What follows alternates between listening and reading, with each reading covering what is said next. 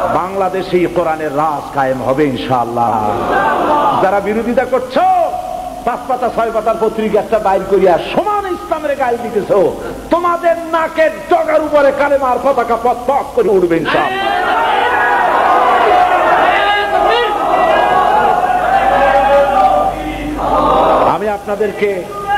আমি আপনাদেরকে বলবো, বাংলাদেশকে ভালোবাসুন, বাংলাদেশকে ভালোবাসুন, বাংলাদেশকে ভালোবাসুন।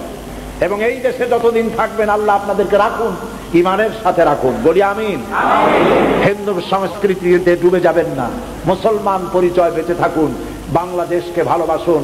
জীবন এবং মওতের ফয়সালা আল্লাহর হাতে, কারো কোনো ব্যক্তির হাতে মৃত্যুর ফয়সালা নাই। যদি আমার মৃত্যু থাকে কারো গুলিতে আমি শহীদ হব, সারা পৃথিবী পাহারা দিয়া সেই গুলি থেকে আমাকে বাঁচাতে পারবে না।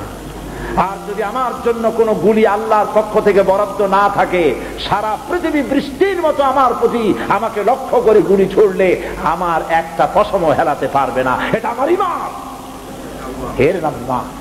এই ঈমানের উপরে ভরসা করে ভালোবাসুন দেশকে, ভালোবাসুন ঈমানকে, ভালোবাসুন ইসলামকে, আর কথা বলতে শিখুন।